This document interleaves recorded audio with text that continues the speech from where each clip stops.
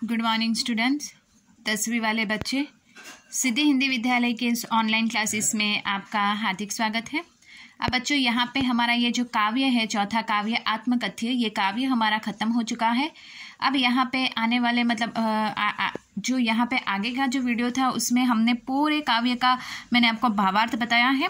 अब यहाँ पे इस वीडियो में हम ये जो प्रश्न अभ्यास लक्ष्य जो प्रश्न है स्वाध्याय की चर्चा कर लेते हैं। उसमें सबसे पहला प्रश्न है, कवि आत्मकथा लिखने से क्यों बचना चाहते हैं। ठीक है, तो पहला जो प्रश्न है कि कवि आत्मकथा लिखने से क्यों बचना चाहते हैं, तो उसमें हमें जवाब में ऐसा लिखना है कि कवि का मानना है कि उसने अपने जीवन में ऐसा कोई विशेष कार्य नहीं किया है जिसे आत्मकथा के रूप में लिखा जाए। लोग उस आत्मकथा को पढ़कर वाह वाह करेंगे, बिल्कुल, बल्कि लोग उन्हें अभावग्रस्त जीवन के बारे में जानेंगे और उसकी हंसी उड़ाएंगे। इसलिए कवि आत्मकथा लिखने से बचना चाहते हैं। तो यहाँ पे सबसे पहला प्रश्न हमारा था कि कवि आत्मकथा लिखने से क्यों बचना चाहते हैं। तो वापस एक बार दोहरा रही हूँ, ध्यान से सुनिएगा।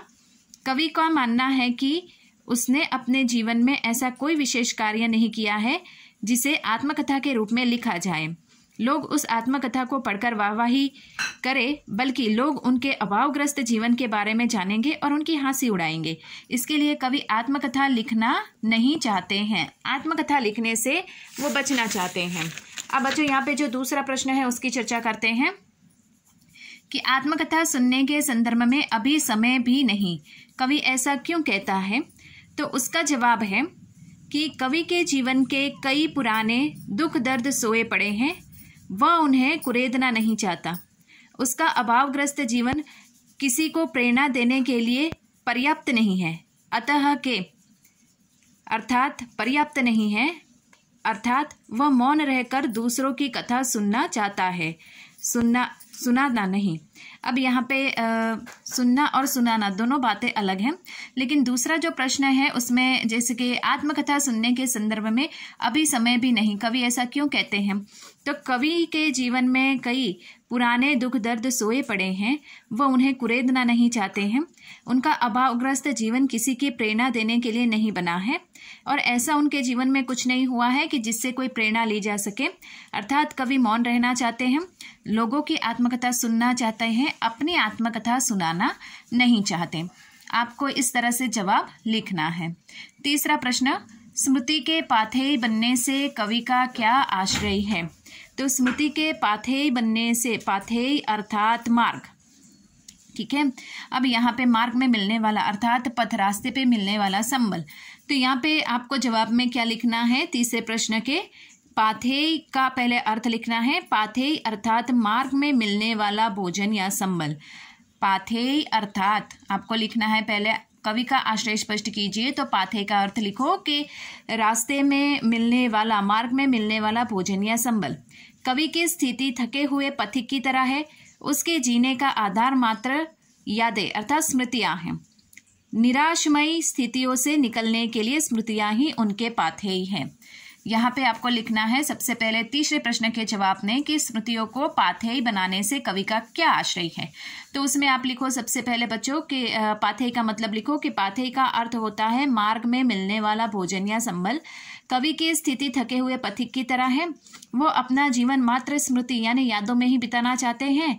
वो निराशमय स्थितियों से निकलने के लिए स्मृतियों की ही एक आधार बनाकर बैठे हैं। अब यहाँ पे चौथा प्रश्न है बच्चों, भाव स्पष्ट कीजिए। ठीक है, तो भाव स्पष्ट करना है, यानी यहाँ पे आपको देखिए ये भाव स्पष्ट करना, तो सिर्फ आपको ये पंक्ति को सिर्फ समझाना है। लेकिन हो सकता है बच्चों कि ये पंक्ति आपको संदर्भ व्याख्या में भी पूछी जाए। जो भाव स्पष्ट करने में पंक्तियां पूछी गई है वही पंक्ति आपको संदर्भ व्याख्या में भी पूछी जाए। तो धीरे धीरे हम ये सारे के सारे लेसन हमारे खत्म हो गए, तो फिर धीरे धीरे हम संदर्भ व्याख्या किस तरह से लिखी जाती है वो भी हम सीखेंगे। ठीक है, लेकिन यहाँ पे सिर्फ भाव स्पष्ट करना, यानी ये पंक्तियों को आपको समझाना है। तो सबसे पहली पंक्ति है, मिला कहाँ वो सुख जिसका मैं स्वप्न देखकर जाग गया, आलिंगन में आते आते मुस्काया कर जो भाग गया। तो सबसे पहले यहाँ पे हमें लिखना है कि आत्मकथा काव्य के भीतर कवि है वो अपने जीवन की, मित्रों के कहने पर अपने जीवन की आत्मकथा लिखते हैं। और इस पंक्ति के माध्यम से कवि कहता है, अर्थात कवि कहना चाहते हैं कि वह अपने जीवन में सुख की कल्पना ही करते रहा। करते रहे और सुख उसके जीवन में केवल एक झलक दिखलाकर चला गया। तो यहाँ पे सबसे पहले तो हमें लिखना है, जिस तरह से मैंने आपको बताया कि आत्मकथा काव्य में कवि ने मित्रों के कहने पर अपने जीवन की आत्मकथा लिखी। इस कविता में कवि कहना चाहते हैं कि उनके जीवन में सुख की कल्पना पूरी जिंदगी वो करते रहे और जब सुख आया तो वो पल भर में ही, पलक झपकते ही उनके जीवन से ओझल हो जाता है।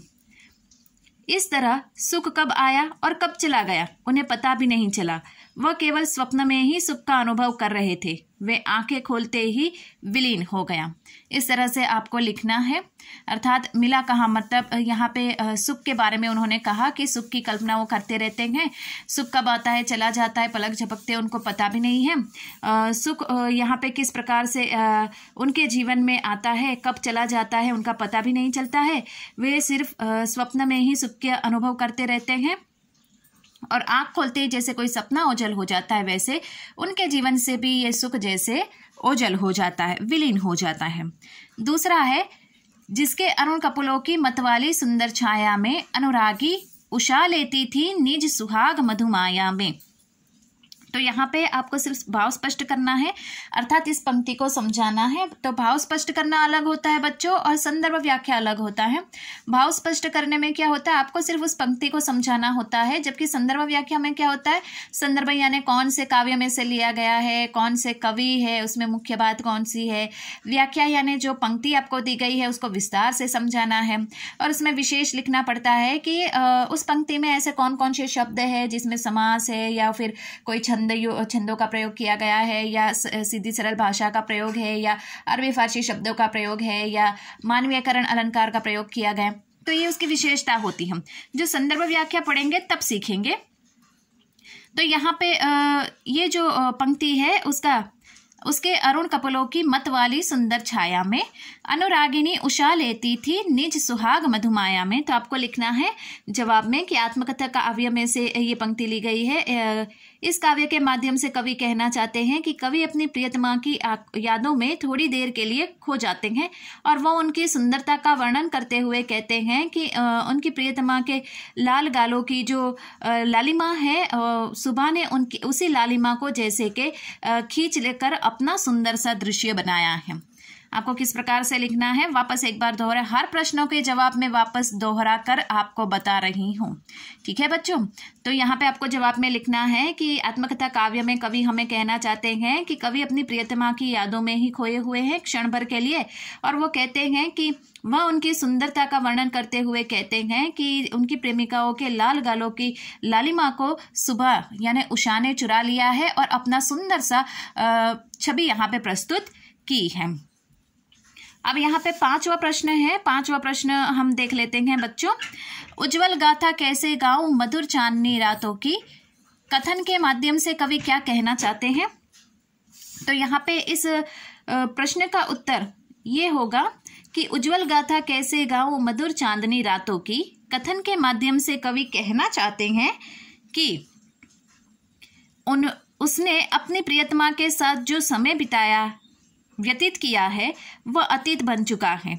अब वह अपने जीवन के अंतरंग क्षणों को सबके सामने प्रकट नहीं करना चाहते।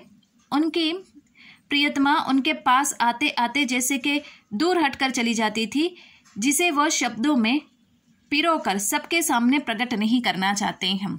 तो यहाँ पे मैंने आपको काव्य पढ़ाया, उस समय आपको बताया ना कि उनके जीवन के जो प्रिय पात्र है वो उसकी मृत्यु हो जाती है, उनके जीवन से दूर हो जाती है, तो उनकी यादों में ही वो खोए रहते हैं।